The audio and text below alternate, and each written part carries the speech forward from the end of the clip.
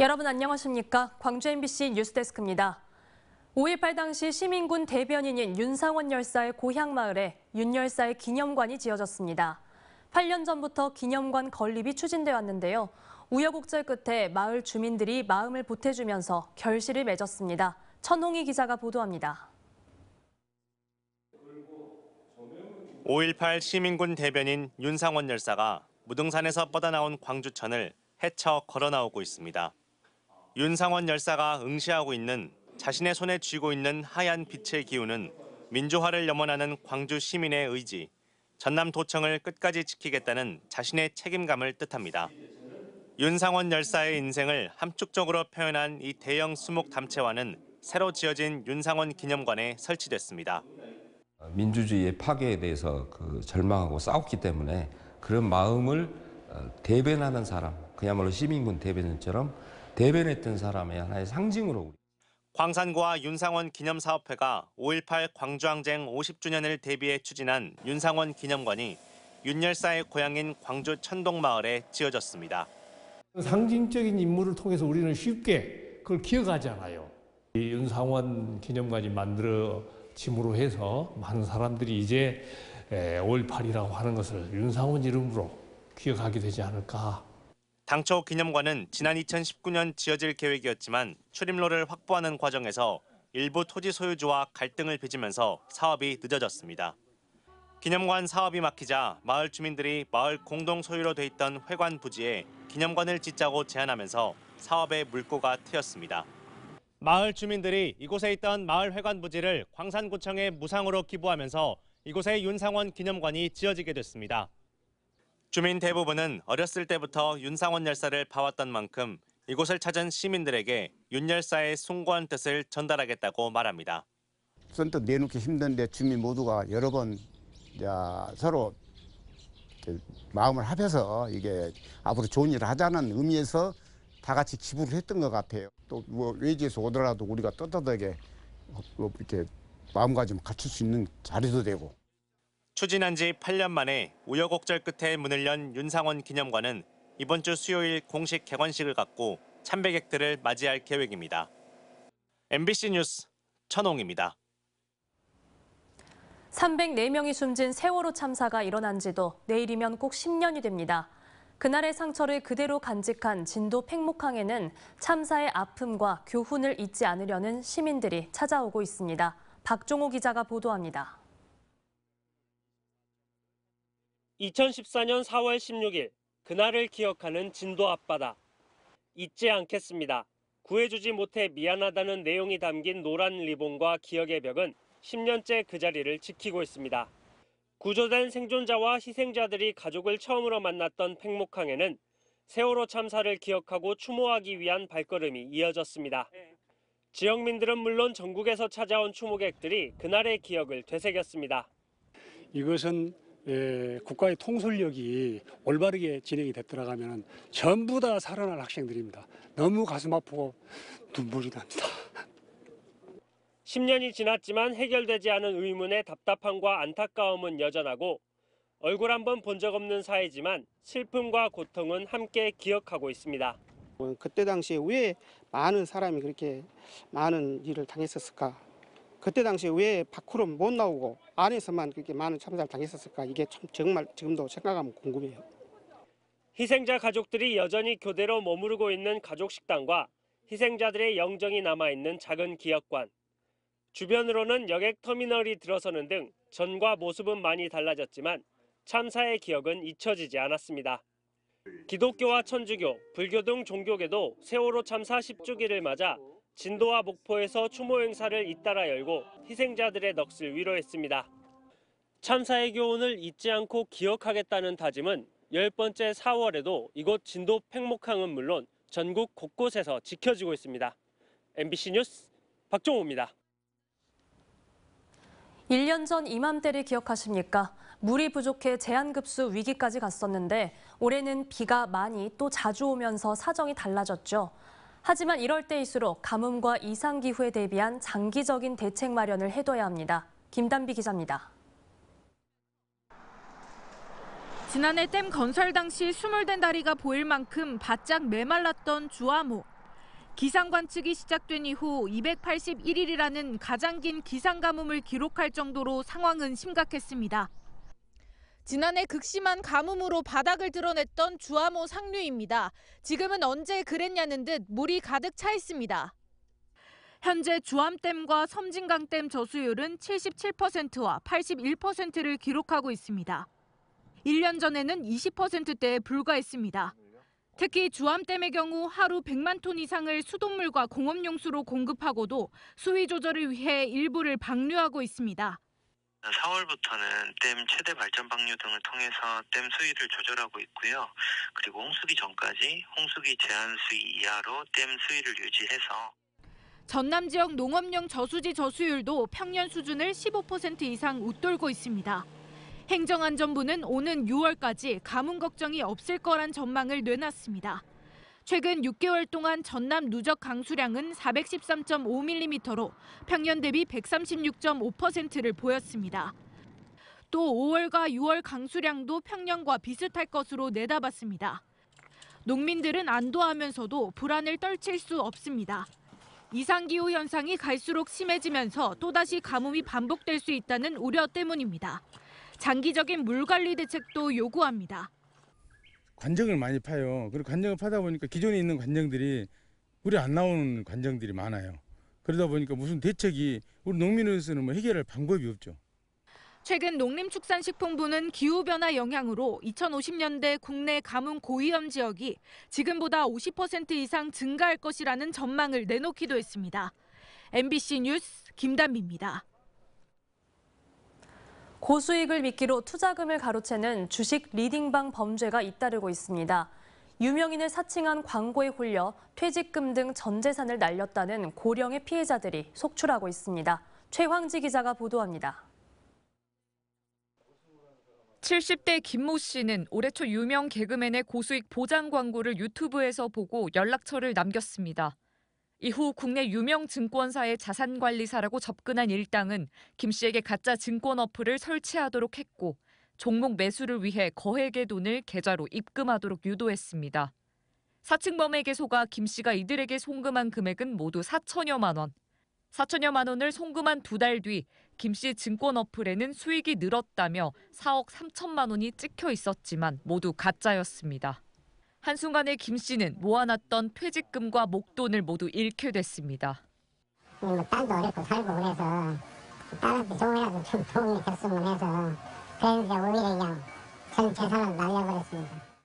김 씨는 가짜 어플만 믿고 수익이 크게 늘어난 줄만 알았고 자신의 지인에게도 사칭범들을 소개했습니다. 그러나 지인도 3천만 원을 송금해 돈을 날렸습니다. 사칭범들의 사기는 여기서 그치지 않았습니다. 김 씨에게 단기간 큰 수익을 냈으니 수수료로 7천만 원을 내라고 요구한 뒤 주지 않으면 원금을 잃을 수 있다고 협박까지 했습니다. 김 씨는 카드사 대출로 500만 원을 마련해 송금했지만 결국 원금을 회수하지 못했습니다. 진짜 주식시장에 가서 사가지고 다 올렸을 때 확 빠지는 거에 그런 걸로만 생각했죠. 작전 세력이라고 저 국보인데 주식 작전 세력. 근데 그런 것만 그렇게만 하는 줄 알고만 있었죠. 유명인들을 사칭한 광고로 피해자들을 유입시키고 국내 증권회사를 사칭해 투자자들을 현혹, 거액의 투자금을 노리는 주식 리딩방에 어르신들이 무방비하게 노출돼 있습니다. 여기에 개그맨을 포함한 유명인들도 자신들이 출연한 유튜브 광고는 자신들과는 관계없는 허위 광고라며 합동 기자회견을 열 정도로 심각한 문제로 떠오르고 있습니다. 저는 이 플랫폼 사업자들에게 간곡히 요청드리고 싶습니다. 제발 좀 전담팀을 만들어서 더 이상의 피해가 발생되지 않았으면 좋겠다라는 말씀을. 대부분의 사칭범이 국외 서버를 사용해 붙잡기 쉽지 않은 만큼 각별한 주의가 필요합니다. 원금을 확실하게 보장을 해주겠다라든지 단기간 내에 고수익을 확실히 보장해주겠다 이런 내용은 사실 투자에 있어서는 거의 일어날 수가 없는 일이잖아요. 주식 리딩방의 피해자 대부분은 온라인 금융에 취약한 고령층인 만큼 피해 확산 방지를 위해 관계 당국의 예방책 마련과 주변 지인들의 관심이 절실합니다. MBC 뉴스 최황지입니다. 기아 타이거즈가 지난주 거침없는 6연승 행진을 이어가며 선두를 굳게 지켰습니다. 선발 불펜 가릴 것 없이 위력적인 마운드와 팀 타율 3할이 넘는 강력한 타선이 선두 질주의 배경이 되고 있습니다. 한신구 기자의 보도입니다. 경기가 시작되자마자 벼락 같은 홈런을 때려내고 경기 막판 대량 실점 위기에선 불펜진이 뒷문을 단단히 지켜내고 기아 타이거즈가 지난주 LG 하나와의 6경기를 모두 잡아내며 시즌 전적 14승 4패로 선두에서 한 발짝 더 달아나기 시작했습니다. 원동력은 투타의 조화입니다. 팀 타율이 3할 1리로 10개 구단 가운데 1위. 출루율과 장타율 역시 가장 높고 평균 자책점도 2.87로 전체 10개 구단 가운데 유일하게 2점대에 머물고 있습니다. 용병 투수 윌 크로우와 제임스 네일이 이미 3승씩을 올려 다승 공동 선두로 나선 데다가 곽도규와 최지민, 전상현, 그리고 정혜영으로 이어지는 철벽 불펜진이 경기 후반 뒷문을 확실하게 책임지고 있습니다. 특히 정혜영은 8경기 연속 세이브 행진을 이어가면서 최연소 100세이브 기록에 2개만 남겨놨습니다. 개막 초반 부진했던 김도영도 최근 압도적인 타격으로 팀의 선두 질주에 가속도를 붙이고 있습니다. 6연승 과정에서 3개의 홈런과 4할 6푼이 넘는 높은 타율로 중요한 순간 결정적인 타격을 하는 해결사 모습을 확실히 보여주고 있습니다. 특히 상하이 타선이 기복 없이 팀이 필요한 때 터지고 있다는 점도 기아 타이거즈의 선두 질주의 한 배경으로 꼽히고 있습니다. 기아 타이거즈는 이번 주 상위권 도약을 노리는 SSG와 2위 NC를 상대로 선두 굳히기에 나섭니다. MBC 뉴스 한신구입니다. 꽃이 피는 봄이면 지역마다 각종 축제가 열리죠. 보성에서는 우리 전통 문화이자 국가 무형문화재인 씨름 대회가 열려 전국 각지에서 선수들이 모여들었습니다. 이를 시작으로 또 다른 전국 단위 체육대회와 지역 행사 등이 개최됩니다. 김초롱 기자가 다녀왔습니다. 씨름판에 올라선 두 선수. 상대의 삿발을 두 손으로 단단히 붙잡고 일어납니다. 선수들은 자세를 고쳐 잡으며 팽팽한 신경전을 벌입니다. 경기가 시작되자 한 선수가 다른 선수를 들어올리며 자신의 몸을 살짝 돌려 상대를 넘어뜨립니다. 제2회 전국장사 씨름대회 중등부 경기입니다. 이번 대회에는 초등부부터 일반부까지 전국 선수 900여 명이 참여하며 오는 19일까지 열립니다. 관중석에는 선수들을 응원하기 위해 찾아온 이들이 자리했습니다. 지역 주민들도 찾아왔습니다. 너무 좋아요. 아주 텔레비에서만 보다가 처음으로 이렇게 와서 하는데 너무 좋아요, 보니까. 5월 보성에는 또 다른 체육 행사들이 준비됐습니다. 전국 요트 대회는 다음 달 4일부터 이틀간, 보성 녹차 마라톤 대회는 4일 하루 개최됩니다. 이번 씨름대회를 시작으로 마라톤, 요트 등 매년 전국 규모 체육대회를 유치해서 보성군을 대한민국 체육의 메카로 만들어 나가겠습니다. 또 보성의 대표 특산물 차를 알리는 보성 다향 대축제가 한국차문화공원에서 다음 달 3일부터 닷새간 열립니다. 하지만 행사에 온 관광객이 지역 식당이나 숙박시설을 이용하도록 유도하는 할인 혜택 등이 마련되지 않은 건 아쉬움으로 남습니다. MBC 뉴스 김초롱입니다.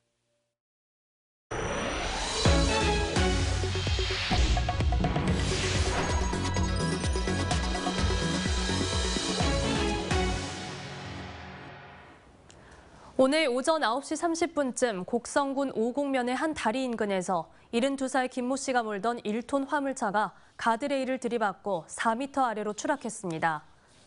이 사고로 김 씨와 동승자 1명이 구조돼 병원으로 이송됐지만 치료 도중 숨졌습니다. 경찰은 김 씨 차량의 타이어 마모가 심한 점으로 미뤄 빗길의 굽은 길에서 미끄러지면서 사고가 난 게 아닌가 보고 정확한 사고 경위를 조사하고 있습니다. 경찰 내 직원들의 음주운전 비위와 관련해 경찰서장과 간부급 직원에 대한 문책성 인사가 이뤄졌습니다. 광주경찰청 등에 따르면 광주 서부경찰서장과 형사과장이 광주경찰청과 서부서 경무과로 대기 발령됐습니다. 해당 경찰서장과 형사과장이 음주운전을 한 건 아니지만 최근 서부서 직원들이 잇따라 음주 교통사고를 낸 것과 관련해 관리 책임 등을 물은 결과로 전해지고 있습니다. 한편 올해 들어 발생한 경찰관 음주운전 비위는 지난 12일 동부서 소속 이모 경감의 사례까지 총 5건이며 이 가운데 3건의 비위를 서부서 소속 경찰관이 저질렀습니다. 검찰이 지난해 외국인 노동자 사망 사고가 발생한 냉장고 부품 제조회사 관계자 3명을 불구속 기소했습니다. 광주지검 공공수사부는 회사 대표이사에게는 중대재해처벌법 위반 혐의를, 제조팀장과 지게차 운전 외국인 근로자 등 2명에 대해서는 업무상 과실치사 혐의를 적용해 기소했습니다. 지난해 1월 20대 외국인 노동자가 기계에서 나온 자재를 옮기던 중 함께 일하던 동료 노동자의 지게차에 치여 숨졌습니다. 광주지검의 이번 중대재해처벌법 기소는 지난 2022년 청년 노동자가 철제 코일에 깔려 숨진 사고가 발생한 가전 제조업체에 이은 2번째입니다. 광주시 의원들이 정부의 사회적 참사 재발 방지를 위한 법과 제도를 정비해 대형 재난을 사전에 대비해야 한다고 촉구했습니다. 이들은 세월호 참사 10주기 성명을 발표하고 사회적 참사 특별조사위원회도 세월호 침몰 원인을 명확하게 규명하지 못한 채 활동을 종료했고 재판도 책임자 처벌 없이 마무리됐다며 이런 와중에 벌어진 이태원 참사는 우리 사회가 여전히 언제 어디서나 내 손 안의 뉴스. 광주 MBC 뉴스 유튜브 구독으로 함께하세요.